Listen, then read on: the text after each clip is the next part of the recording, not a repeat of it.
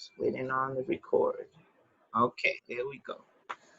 Yes, as I said, this will be a welcome to Woke Wednesday Live, Nassau Alumni Chapter's Social Action Hour, which takes place on the second and fourth Wednesday of every month. I'd like to bring greetings on behalf of the President of Nassau Alumni Chapter, Ms. Jackie Morrison Brailsford. Unfortunately, she's not able to join us yet this evening, but she welcomes everybody and thanks everybody for joining us this evening.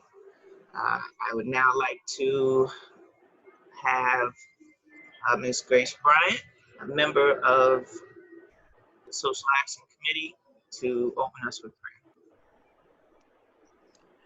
Good evening, everyone, and welcome again.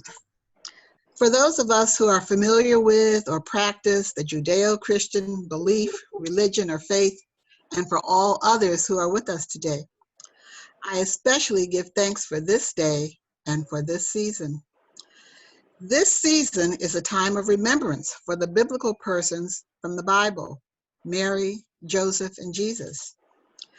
This is the time that family made a trip to their homeland to be counted, their census. Yes, this is the time to remember what they had to endure to be counted for their census. This is now the time for our census. Mary, Joseph, and Jesus had to travel for days.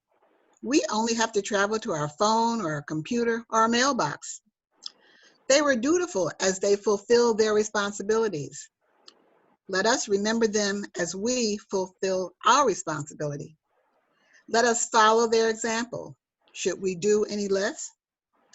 As I said, let us give thanks for this day, this season, and this time of remembrance for the blessings we have received and those that we hope to receive as we fulfill our duties.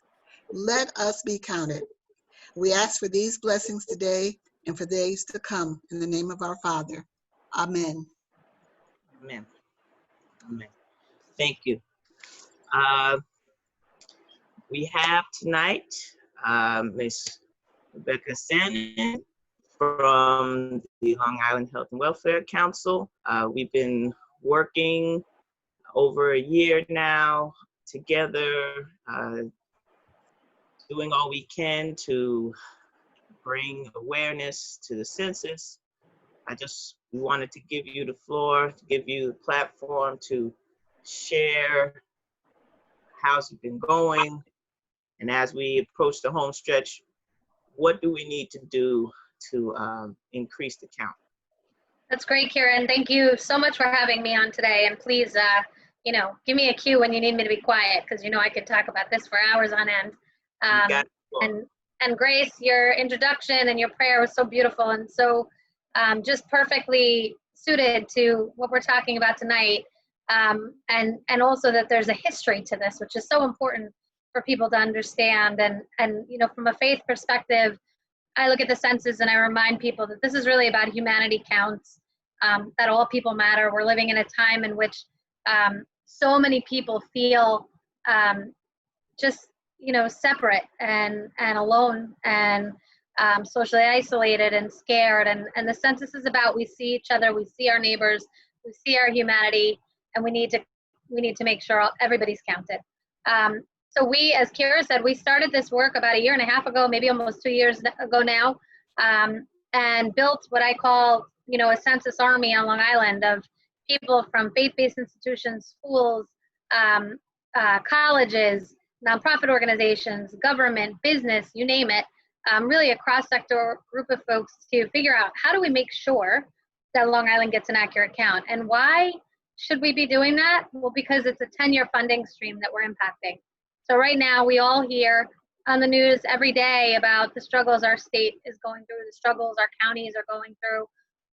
That's directly linked to the issues around federal funding. And one thing that we know is that census is another way to make sure that Long Island gets its fair share of dollars that are allocated. So dollars get allocated every year, but who gets them is up to the communities themselves, right? It's up to us. And so whether or not our schools have what they need to be able to raise all boats and make sure every child has an opportunity to thrive, that's up to us. What we see right now on Long Island is we have communities with 80% and higher response rates literally next door to communities with, not even 50% response rates. And we know that Long Island, I say this all the time, right? We know that Long Island was founded intentionally with principles of segregation. We know that Long Island systemic racism is actually built into our infrastructure for how we were created as America's first suburb, with covenants to prevent Black home ownership, with regional planning from Robert Moses that was really focused on distinguishing who had access to our beaches and our lands on Long Island. That's our history, and our diversity has increased on Long Island, but our inequity has also persisted. And one thing that we know is that when there is an undercount in a community, and quite frankly, if you look at the data, it's largely communities of color and under-resourced communities on Long Island with the lower response rates, all that does is continue to magnify that inequity, because the community next door with 80% is getting all the dollars for its roads, for its schools, for its hospitals, for its clinics, for all of those services we care about. And then a community with high need is not. And that's something that really needs to be thought of by folks as being unconscionable. And it's why I talk about the census is really a civil rights and a social justice issue, because it is. It's about making sure that our communities on Long Island, every single one of them, have what they need to thrive, have what they need so that every child's promise can be realized. And right now we're seeing tremendous inequity. It's interesting, if you look at the COVID data, and I think COVID was really a wake-up call for some. It still amazes me that it was a wake-up call for some, quite frankly, because I don't think you have to do anything but drive down, a couple roads on Long Island to see how tremendous our inequity is, right? How you could be at a traffic light with kids on one side of the light, charted for phenomenal schools and, AP programs and every sport in the world, and be on the other side of a light and have kids in a district with low graduation rates. And, it always amazes me that folks are not tuned into this. But I am thankful, the one thing I'm thankful that COVID did is it really kind of unmasked, if you will, for folks what that inequity looks like. And if you look at how communities of color were impacted so substantially by COVID-19, and then you look at the census data, the low response rates really mirror the COVID data in terms of communities that were hurt hardest. And none of that should surprise us, but we have this opportunity, this moment in time to say we're taking back our communities, we're taking back our region. This is not the future we want to build for our families, for our communities. We want to make sure that folks are counted. And, so we planned for a year and a half. We had all these great plans to be out in the community and things. And then COVID hits us, and it's like, oh my goodness, we can't encourage these things because we're putting people at risk. We're putting people in danger. So we had to quickly shift on a dime and come up with other strategies, which we've done. And Kira, and I'm sure others of you on the call have been working really hard to do that as well, and to make sure that we're doing everything we can in a way that is safe. And we would, what we said starting in March was like, be home, be safe, and be counted. And in a time when people feel a sense of, a sense of frustration and a lack of control in their lives, right? This is something that takes less than 10 minutes that you can do, that is securing your child's future, securing your family's future, securing your community's future. It's a way to give back to your neighbors. I was saying to someone earlier today, it's a way to love your neighbors, to make sure that you're completing the census right. There's a moral imperative to this as well. And then in addition to COVID, I think that what has happened, certainly while this has been the case since the founding of our country, but, our systemic racism as a country has been also unmasked, around the same time in a number of ways, certainly in terms of the lack of our criminal justice system, right? And so, one of the things that we try to really communicate is Black Lives Matter and Black Lives count, and Black lives need to be counted. We need to make sure that communities of color that are historically undercounted are counted in the census. We need to make sure that we take back, as Long Islanders, who we actually are. Because what happens is if the government doesn't know who we are and doesn't know how many people we are and what our needs are, then we don't get what we need when we have the next crisis. And I think COVID has shown us now more than ever how important the census is, because we all spent, months, in horror, right? Dealing with grief, dealing with loss, looking at what was happening, how nurses were, wearing garbage bags and all sorts of things to try to take care of people because we didn't have the equipment we needed. We saw what happened when our emergency services systems were overrun. Well, census dollars fund emergency services and our hospitals and Medicaid and children's health insurance and all the things that we hold more dear now in this public health crisis more than ever. But they also fund all the public safety net programs that have never been more important than today. In my lifetime, I've never seen need like this. We see people pulling up at food pantries, in Mercedes. We see people who have never needed help before. Suddenly their business has gone kaput and they need government services like they've never needed it before. People enrolling in SNAP, people enrolling in programs looking for help is really significant. Well, all those programs are funded using census data. Everything from Medicaid to WIC to SNAP to Head Start to Meals on Wheels, all the things that provide food security funded using census data. So we know we're going into a multi-year recession. And if we don't have the resources we need to meet the needs in community, then, we're failing each other. And we really, truly cannot allow that to happen. Census data also funds our infrastructure, our roads. It funds our schools. A lot of people don't realize that funding goes to our schools using census data. But it's really about making sure Long Island gets its fair share too. And outside of this current crisis, what I would say to you is all the time, Long Island sends more money to Albany than we get back. New York sends more money to DC than we get back. And we have to make sure that we get our fair share because it's our money and we need it. And, I'll be quiet in 1 minute, but I just want to say one other piece that's so important, which is, and this, please don't take this to be a political statement because I don't mean it to be, but when you look at what's happening in Washington, D.C. right now, I think many of us are almost grief-stricken for a country we once knew. We're frightened. We see New York being treated as if it's, subhuman as a state.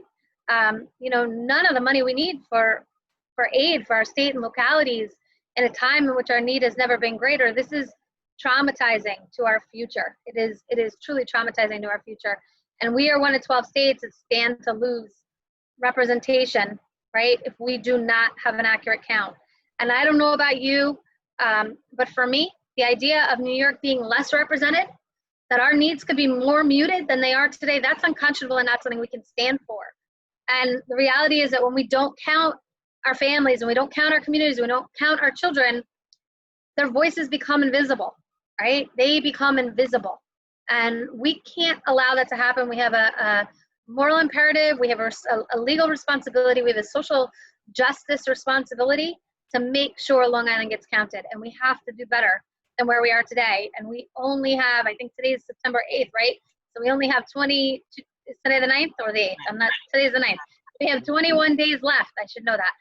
21 days left. It's all blurring together, yeah. 21 days left to get folks counted. And I can tell you that by far, the biggest challenge to an accurate count on Long Island, and I've been doing this, I've been doing census work for a year and a half, like almost every day in communities, speaking to everyone I can.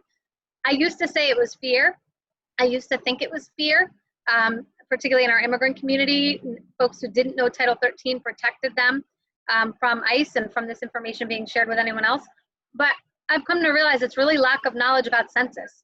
Because this is something that comes up every 10 years, people are really, I see apathy is not an option as Teresa's background on her Zoom, and that's exactly right.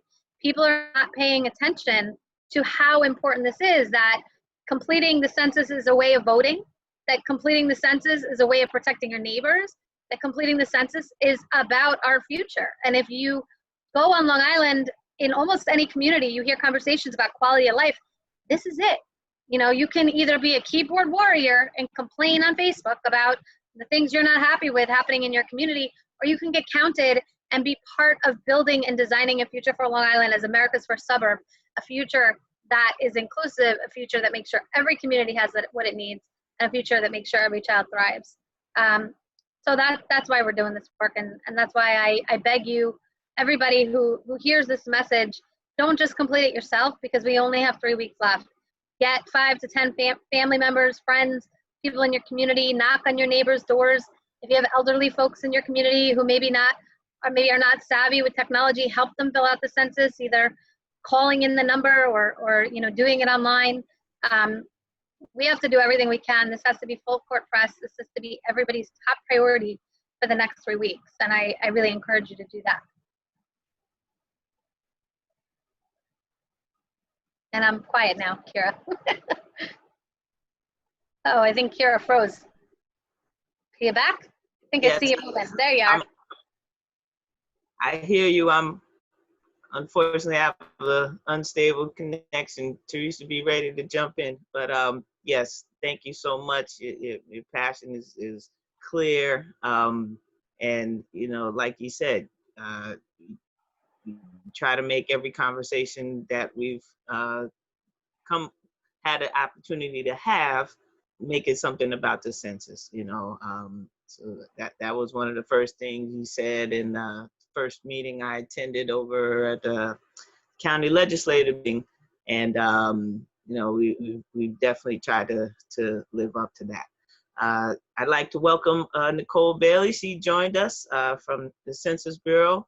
We've also been working with you. You shared so many valuable resources with us, Nicole, and just want to give you a chance to share what you've encountered in the past year and a half, 2 years, and trying to get the word out and raise census awareness, and share some things about some suggestions of what we can do as we go into this final push. Good evening, everyone. Can you hear me?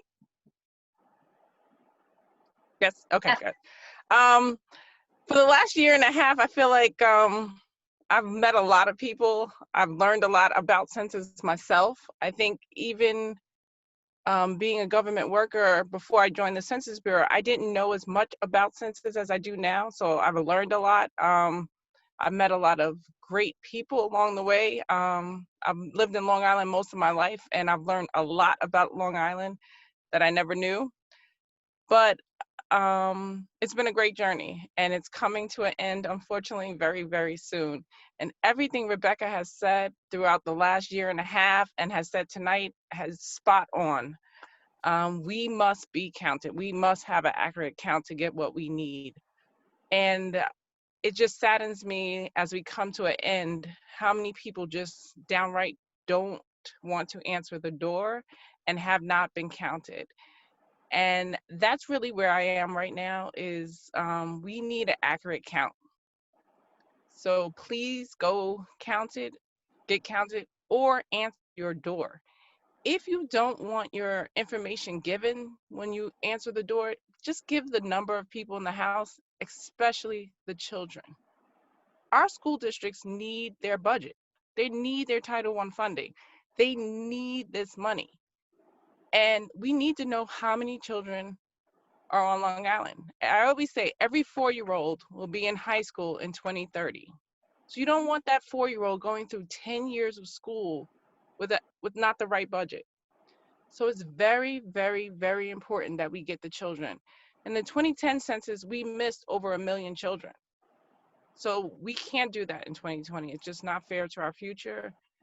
And it's very, very important that we count our children. I see a lot of people still are afraid. I still see a lot of people still just don't want to be bothered with it. And it's just so important. It's just too important to not be bothered. I think it's equally as important as voting. A lot of people say they're going to go vote, but they don't want to do the census. I feel like you can't do one without the other. It's very, very important. I just want to just say, please, please, please, if you know someone who does not feel they want to do the census, they do not feel that they want their information, just go talk to them, have a conversation with them. I'll give you my number, have them call me, and just so that we can get them counted, even if we do it in a way that they're comfortable, long as everyone is counted. And that's really that's been my job this whole time, is to get an accurate count, and that's what I want. That's really it.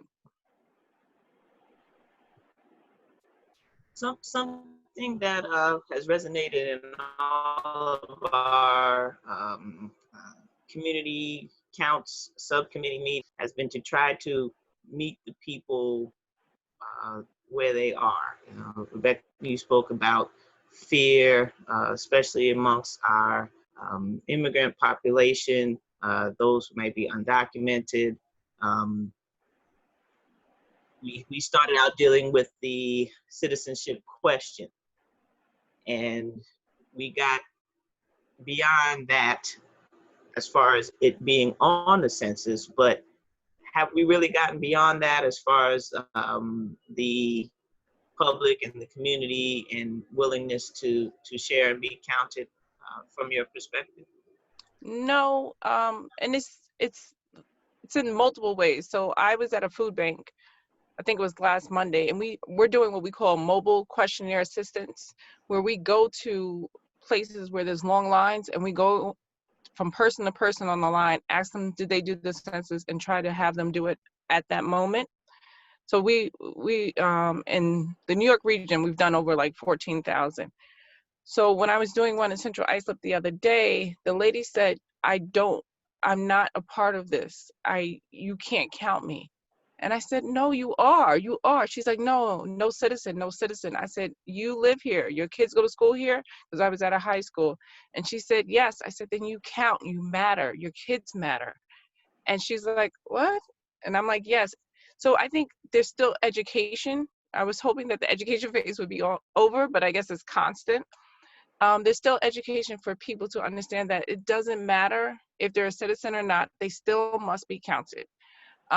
It doesn't matter what you think will happen to you in some way, like same for, I just want you to, I guess it does matter. I don't want to say it doesn't matter. It matters that I give you the, so that you understand Title 13. You understand that it can't be overturned on executive order. So it matters that you understand the truth. There's been a lot of false information given. I've even been at events where false information is given, and I think that helps keep the fear. So, and then there's people who try to do things. I heard a lady said that I had did the census for her, and then she got a call the next day from a guy saying that I did the census and something with credit card information. And I said, no, that's false, because we don't share any information. So it's a lot of entities going into it. But what I like to tell people is you count. Everyone counts and everyone matters. So we've been going to delis to count people. I was at a Haitian deli in Huntington, and I ran after a guy on a bike and made him come do the census on the spot, because a lot of people just haven't done it. Yeah. And we just have to be in the neighborhoods. I'm going to 2 churches on Sunday. I've gone to workplaces, like where nursing homes where people work. When they get off work, come over and do the census, doing it during shift changes. Like you gotta go to people and get it and let them know to please do it. Yeah, I think I want to add to that. You know, I think that it's so painful to hear what Nicole said. She's exactly right. There's a lot of folks who, are saying that I don't count. I'm not part of this. And I don't think that any of that is something that should surprise anybody, because, there's been tremendous rhetoric for the last several years coming out of Washington, D.C., targeting specifically Long Island, and particularly Hispanic males. And I think that rhetoric, coupled with children caged at the border, has led to people being caged with fear here in our communities. And so many of our neighbors are living with that every day. And I think it's very real and it's very valid. And as someone who runs an organization that oversees health and human services, I can tell you people have been dropping off for the last couple of years of Medicaid, of SNAP, of programs that provide their basic needs for their families. So if I'm willing to give up food because I'm not afraid, think about when someone says, come and complete the census, right? So what I think is really helpful and something that we've communicated wherever we can, and by the way, I agree with Nicole. I mean, I've learned so much in the last year and a half. I certainly didn't know half as much as I do today about all the things that census impacts. It impacts everything in our lives, really. But you know, people who have come here, they've faced, you know, pre-migration trauma, particularly from countries where there's tremendous violence. Then getting here, their migration has been traumatic, and then they get here and have to assimilate into a culture that is brand new, and that's post-traumatic. That's you know, post-migration trauma, right? They did this because they want a better future for their children. I mean, think about what the heck they have gone through to get here, to get to America, to be part of our society. It's you know, I could tell you I don't have the bravery to do something like that myself, right? And a lot of times these are children who are part of this. They did it to secure a future for their children. Well, this is the way to secure that future. This is how that American dream that so many of our neighbors have gone through so much to get to, this is how they secure it for future generations. It's to complete the census. And Title 13 is absolute. It protects people from having data shared. And I think there has to be a commitment to helping people push back against the discrimination and the rhetoric that has been thrown at them for the last couple of years. The bottom line is you do count. Every single human being counts and needs to be counted. And if we don't count our communities, then we can count on so many of the challenges that we don't want to see in our future. And The other you thing mentioned. oh, sorry. No, Go ahead, Nicole. the other thing I wanted to add is they may come from a country where the census is used negatively. Yeah, that's true. And that's the other thing we need to tell people, that it's not used that way here. Yep. Or it's supposed to be. And there are legal remedies in the event that it potentially, you know, is, you know, God forbid, like you said, we have the Title 13 in place. We've been spreading the word that, you know, NAACP Legal Defense Fund has offered services in the event that a person's rights are violated. So, yeah, we just got to keep pushing. Nicole, you mentioned over 1 million children not having been counted, and Rebecca, you mentioned how COVID has exacerbated some of the disparities.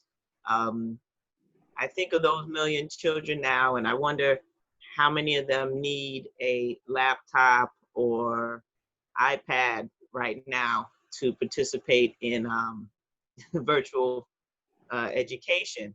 And if their districts had a 40% more of their budget over the last 10 years, how different things might look now in some of those districts, you know, and the amounts of money, resources needing to be spent to help create safe environments in the schools, although people still are,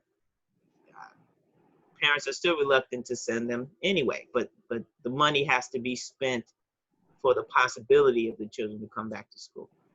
You know, just speak a little bit to that. I know it's all a bit of a joke. I agree. Like Title I funding is so important to our school budget. It's a big part.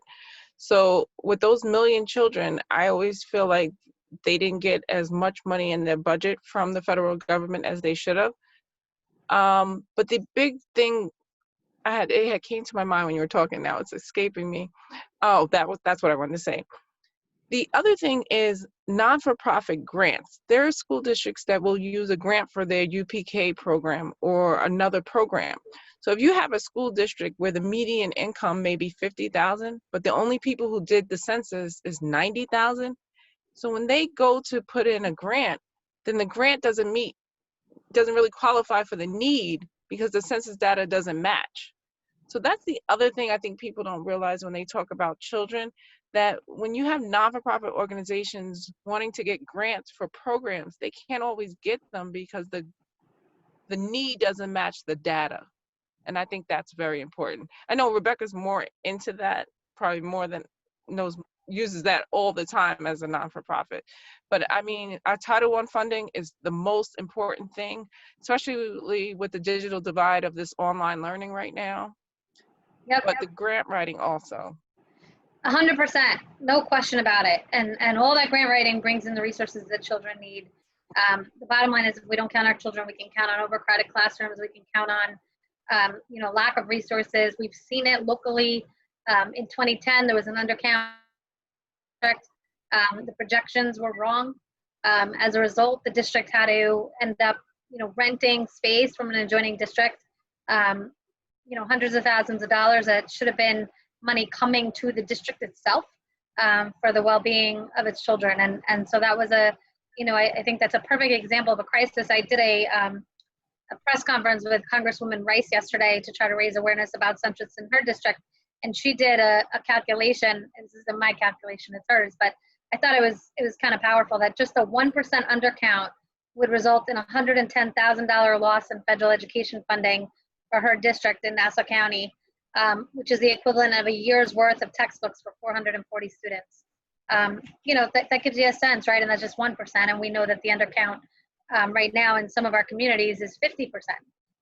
Quite frankly, you go on the East End, it's a lot more than that in some communities. So this is about our children's future. Already, so. Yeah, this is about our kids' future. And this is, I think sometimes we forget as adults, we have a responsibility to really pave the way for the future of not just our own children, but children that come after our own children, the families in our communities. And this is really about making sure that they have what they need in all the different things that impact the trajectory of their lives, from nutritious food, Title I for the schools, yep, but also the school lunch program, which is funded using census data that so many of our children on Long Island rely on. So many more than most people realize how many kids rely on school for more than education, but for a safe place and for food and meeting their basic needs. If we don't count every child, we really are missing an opportunity to safeguard the future for our region. What have been some of the most effective ways, as we try to plan our steps? Nassau Alumni Chapter will be putting census information. We've created some door hangers with the help of young people in the community, and plan to mobilize groups so that they can hang something on the door and not have the contacts, and still maintain the distance. We're utilizing the census hard to count map that I'd like you to touch on some. Rebecca, explain how impactful some of the information could be on there, and just other things we could do to try to do something to get folks counted. So hard to count maps, you can look at the response rates online. I look at them every day. It gives you a sense of, you can go down to, very granular level data to look at, where in your community the response rates are low, and you can use that to target and make sure that your outreach efforts are meeting the need, because we don't want to waste time with 3 weeks left. So I strongly recommend that people look that up, and it's very easy to use. I wouldn't say very easy, but it's easy enough to use, where you can get that information for yourselves, and data can be power. There's no question about it. What I have found in the last, I would say, 2 months, I know what Nicole said is right, that you always have to educate, but I say we've gone from sort of the education phase to the action phase. People have to just do it. So it's, we've gotten to the point where what I find most helpful is not just talking to people about the census, they're asking them to do it in front of me, or, checking back with them to see if they did do it. So, one thing I would say to people is, everybody has a contact list, right? We all have these nightmare things that are like attached to our head all day long. They have hundreds of contacts in them. You should text every single person in your contact list. You copy and paste the message a million times. Hey, have you done the census yet? Here's the link. Please do it. I think that that's very powerful. People write back, yes, I have, no, I haven't, I'll do it. Okay, and then you follow up with them and make sure they do it. Texting, calling. This is a campaign, not unlike a political campaign. So all the same tenets of a political campaign hold true here. If people hear about the census one time, they're not likely to remember it or think about it. if it's in their face and they keep hearing about it and you're not going away until they do it, they get it done, sometimes just to make you go away. I think I probably have family members who are like praising September 30th, even though we're hoping it gets extended, because this is like, I mean, you know, Christmas was about the census and Thanksgiving was about the census, and everything will be until we get to the end of it. It's about saturating the message.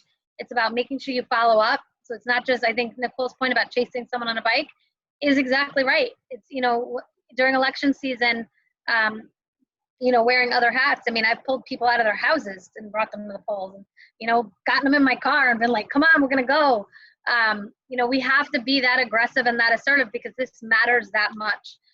The other thing I would say to everybody on the call is we all know trusted messengers in our community that aren't us. You know, we know that, you know, we might have pull in certain parts of our community and not others, or certain neighborhoods and not others. It's identifying who those informal mayors are. Like, people who are powerful and getting the people to complete the census are not, you know, the CEOs of organizations or necessarily even a legislator. A lot of times it's the person who people call when a child is sick and they don't have insurance and they don't know what, or who they call when they're trying to navigate something in their lives. And I know in my own community, I live in Huntington Station, I could tell you, I could name, you know, 5 folks who play that role in the community. Well, those people need to be ambassadors for the next 3 weeks, really reaching out to their neighbors and saying, hey, this matters to me. And the last thing I would say before I turn it over to Nicole on this is, like anything else, a lot of times we take things for granted. You know, I have been stunned when I have gone through my own contact list to find out, you didn't complete the census? I've been talking to you about this for a year. What are you kidding me? People that we think are super civically engaged, you know, people in our Democratic and Republican committees who are out there active in election season and always vote, aren't necessarily completing the census. So when you're thinking about who your places of impact are, don't discount people who are civically engaged, because to Nicole's point earlier, they're not necessarily completing the census. And there is nothing more powerful than the personal ask. You know, if I get a flyer that says the census matters, I'm going to read it and it might impact me. But if, you know, my brother calls me and says, hey, Rebecca, this matters to me, can you please do it? I'm going to do it because I was personally asked. And that ask is a very powerful weapon in this process. Yes, I was laughing because a lot of people are going to be happy when I'm done with the census as well. We'll have our own cocktail hour to celebrate. Yes. But my big boss even made it as part of her Christmas card, so it's a lot of people are going to be happy when we stop Nicole, talking about it as much. We did our gala, our nonprofit gala. We did the Grinch that stole the census. Oh, and nice. Had an entire census theme, as was our office Christmas card. So I hear ya. So 2 things. If you think you've done it but you don't remember, go do it again.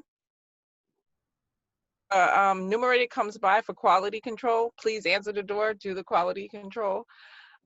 Remind people the census touches your life every day. It's important for people for different reasons. So sometimes you have to remind the person of why it's important for them. If you have like a church service and you want us to bring people with the census iPads to do the census on the spot, I'll put my phone number in the chat. We're willing to come. If you have a group of people, 10, 5, to me, it's 5 is important, because if it's a family of 4, that's 20 people who get to complete the census. So we are in the streets every day, different times, completing the census. We're at delis, we're at churches, we're at mosques, we're anywhere we can be to get an accurate count, as well as the numerators who are out in the street. We want an accurate count, but like Rebecca said, I think you said 21 days. It is coming down to that final stretch, and we can't fix it till 2030. So we have to get it right now. These 20 days are very, very important, and it has to get done now, because again, we can't fix it till 2030. So I think that's very, very important. I think your chapter has been excellent with getting the word out. With I think I even gave you guys, I think I have fans I can still give you guys. But it's just very, very, very important that, as well as getting the word to people, that we make sure they actually do it.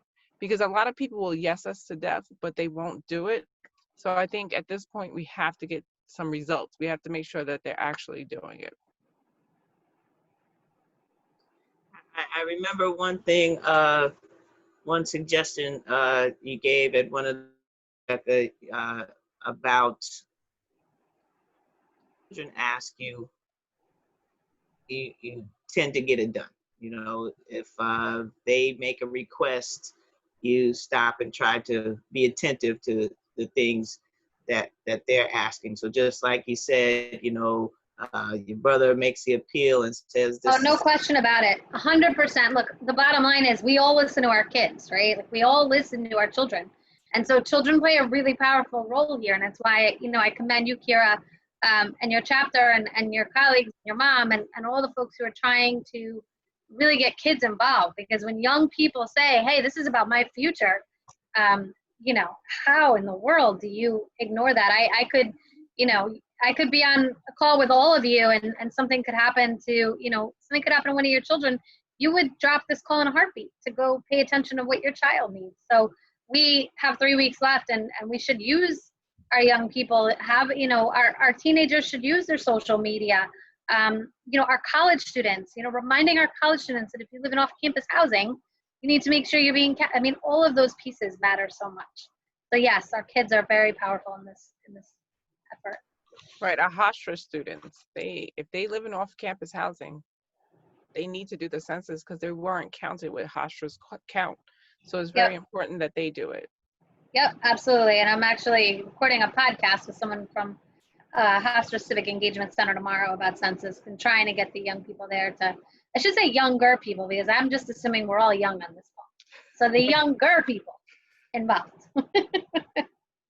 Yes, we recently showed a documentary about the Children's March, and it spoke about how it was the holes being put on the children in Birmingham that brought the awareness to the world of how terrible things were going as far as the civil rights movement. So I was thinking of finding a way to have the children present the same sort of message showing how drastic it is, you know, and with Yeah, so we many, have, we're having actually on Friday and Monday, we're working with school districts on the East End, and we're gonna be delivering lawn signs to all of our schools to remind parents to drop off, especially since so many people are not taking the bus now who are attending schools. But everything we can do to get people to realize this is about the future of their children. I do think that's a very powerful message. we've been reaching out to teachers to trying to get them to assign doing the census as a homework assignment. So many are still home, and it's whether they're home or in school, it's something that could be done, and hopefully county executive will be able to share that with the superintendents, and we have our census subcommittee, and Superintendent Medioli's been very active in trying to mobilize all the superintendents in the county, and I forget the representative in Suffolk, but it's just, we've done so much, but it's just trying to figure out, is there anything more, you know? Well, the statistics and school program is actually really, really good. So It if is. you go on statistics and school program, it was made by teachers, so that's why it's even better. And it comes with a lesson plan already done and the materials. So all the teacher has to do is pretty much download them and give them out to the students if they're online, or print them out if they're in the classroom. And each school got maps, and some of the schools even asked me for extra maps. I still have a few left. The maps are actually really interesting and really good as well. So if I have like about 4 or 5 maps still left, if anybody's interested. But the statistics in school, it goes from K to 12th grade. So there's a lesson plan for any teacher in those grades who want to do it. And there's like, for the high school programs, there's some for like social studies for the history part of the census, and then there's mathematical ones for people who are interested in the statistics part of the census. So I think that's a great way to get our parents to do it, because as a parent, if my kids come home and say, Mrs. So-and-so said we have to do this, it's very, very important, I'm more likely to do it than if someone's knocking at my door. So that those statistics in school programs are very, very, actually very, very good. They are, and I would say to answer the other part of what you asked, Kira, about, you know, what else can be done. I think, you know, just as we're saying every person counts, you know, everything each person does to increase the count counts too. And so the simplest things, you know, making a decision, you know, I could tell you, like, as a serial attempting to exercise person, you know, I often have these like little goals I set, like, okay, you know, you got to do a mile before, you know, a certain time of the day, and you got to, and, you know, we all set little goals for ourselves in our lives, right? And it's not a big deal to set a goal of, I'm going to call 10 people every morning when I wake up and ask them if they completed the census. Hundreds of contacts. Something that simple. I'm going to knock on 5 neighbors' doors. I'm going to figure out who in my neighborhood, maybe, you know, maybe I know somebody rents a room in a house and I'm friendly with them, and I'm thinking they might not have been counted because the Census Bureau might not even know they're there because it's not a registered unit. So I'm going to tell them to call the Bureau and be counted. Or I'm going to figure out, you know, if there's a person who, you know, might have a disability, or a person who might be elderly, or a person who might not be comfortable completing the census. I'm going to go support them in that. It doesn't have to be, if everybody did their part, this wouldn't be such a huge lift. We need everybody to do their part to figure out where their points of influence are and to spend their time there. We don't have time anymore for, you know, I'm not running to communities where I'm just another person, right? Because I would much rather empower people who are known to do that outreach in communities where I'm not known. And I think that's really, really important that we all figure out where our points of influences are for the next 3 weeks and concentrate there. And I guarantee we could see, like, I know Long Island, I know Long Islanders, and we are powerful and proud people. And, you know, there are things that we, as much as we have so many systemic issues as a region, there are also things that we love about Long Island, and we've chosen to plant our roots here and raise our families here. We can get this done. We can get this done, and we can be able to tell the story of who we are truly as a region, what we look like, who we are, where we live, how we live, and that can influence the future of things like affordable housing, which in the middle of, you know, a rental moratorium, when people are terrified about evictions, you know, coming around the corner, is really, really important. But we have to be able to tell the story about who we are if we're going to get the resources that we need. And I know we can do it. I believe, really do.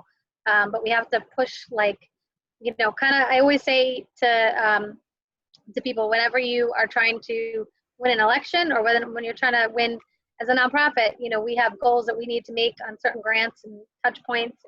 I always say you campaign like you're losing. Like, even if we're doing well, assume you're doing poorly, because that's how you go that extra mile. When you feel that energy of, oh my gosh, I might not make it. We all need to feel that gusto right now and raise up that energy in ourselves, because this is about the future. This is about the future of our region and the future of our children. Yes, and the future of our representation.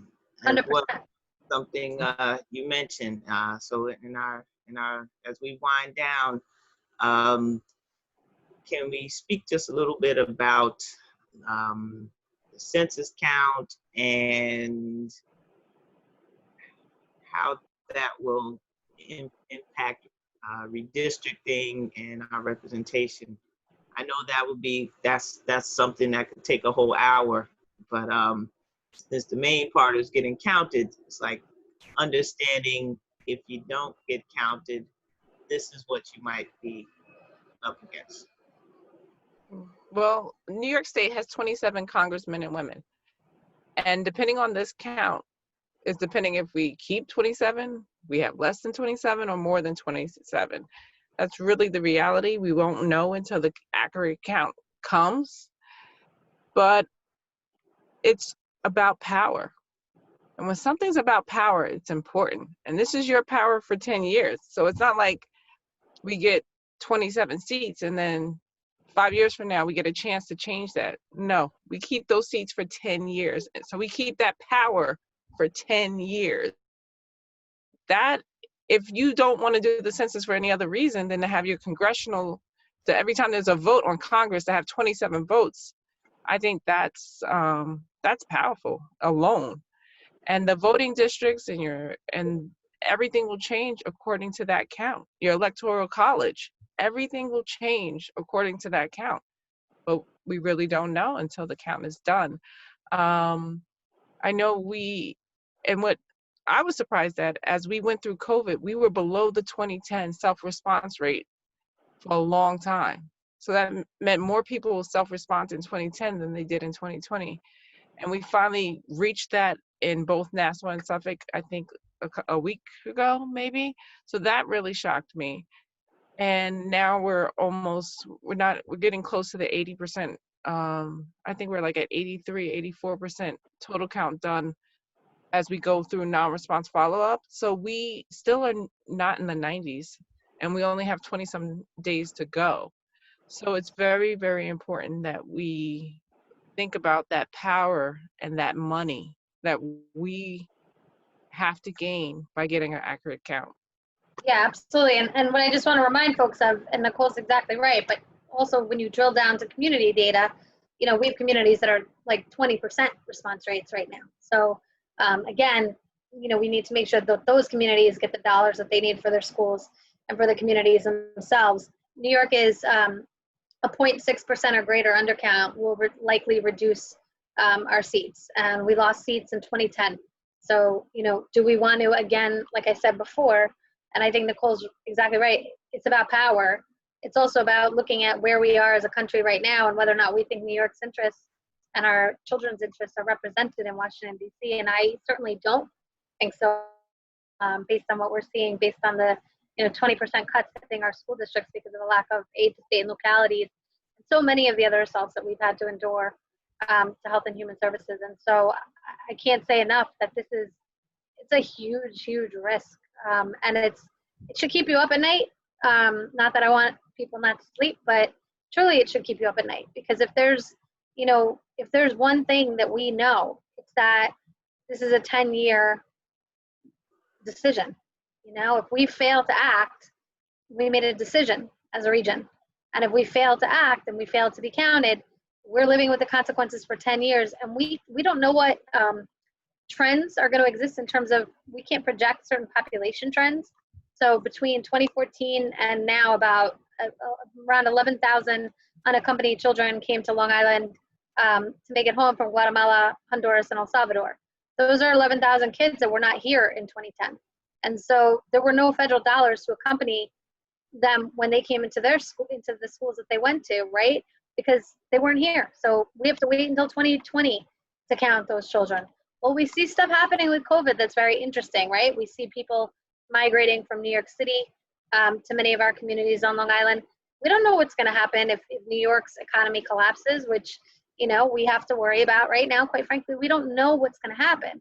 So if we don't count every single person who is here now, and then there's an influx of people, then we're not going to be able to absorb and be resilient when those changes happen. So I can't speak enough about and echo enough what Nicole said about power. This is about our power, it's about our future, and it's about our humanity in a time in which people feel isolated and devalued, and the notion that every human counts and thereby needs to be counted. Thank you, thank you, thank you. I think I'm going to attempt to try to show the hard to count map, just so, okay. Now this is, let me see. Okay, can everybody see the map? No. No? No. Okay. have it on share. That's why I waited to the end, just in case it didn't work out for me. But The joy of technology. it's okay. Well, it's It's black. It's empty. There's nobody Oh, there. there it goes. There we go. Okay. No, I was Okay. gonna say nobody was counted. We gotta count everybody. Okay, so this right here is a section of Elmont. I see it. Elmont Road and the post I office. zoomed in, and once yeah, there's a post office. A couple of the members on the call are over here in this area. You see, there's some uncounted, but they're darker blue. So as you see, you could go all the way down to the houses. These in the shaded green area using the address canvassing feature. These are houses that have not self-reported yet. So our plan is to try to target these houses shaded in green in the different neighborhoods all over Nassau, and put a door hanger on there, providing information on how to get counted. So for everybody watching, as a way to guide your steps, it's Census 2020 hard to count maps. Just pull it up and do some exploring in your area. Zoom in, and you can really target your efforts to areas that have been identified as not having been counted as of yet. I want to thank you so much, Rebecca. Thank you so much, Nicole. It has been wonderful working with you guys. Yes, people will be looking forward to the end, but the end is just another beginning. Hopefully we'll work more together on. There's no question, Kira, and 100%. Look, we've built I really believe that the Census Ambassador Army, or whatever you want to call it, that we built, the coalition on Long Island, is going to do amazing work to start transforming other systems that need to be changed. And I'm very excited to continue to work with you and your mom and your school district and community. And I think that one thing that I personally will say, just personally, is that it has been a joy. It has been an absolute joy to get to meet so many people, to connect with so many people, and to raise up this message about who we are as a region, and why this is so important, and why every human being truly does count and need to be counted. And I thank you for your leadership, because I know you've done a tremendous amount in Westbury, and certainly very grateful for all the hard work you've put in. And thank you, and thank you. We talked about Long Island being a microcosm of the residential segregation throughout the country, but our group also shows that you bring different kinds of people all together. You have a goal and like-minded focus, you can accomplish a lot, and there's no problem in getting along just because folks look different from each other. Absolutely. It's not the biggest deal. We just work together and accomplish goals for the betterment of everybody. So, and Teresa, who likes to stay behind the scenes, very active. Past year and a half, our census task force co-chair, along with my mom, Grace Bryant. And thank you, Teresa, for all your efforts, the whole committee.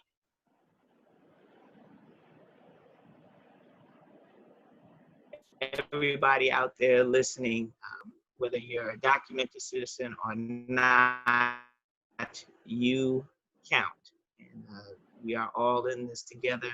It's all about our children, our communities, and just keep going till the fight is done. So thank you, everybody, and good night. Good night. Thank you. Have a good night. Thank you. All right, wonderful.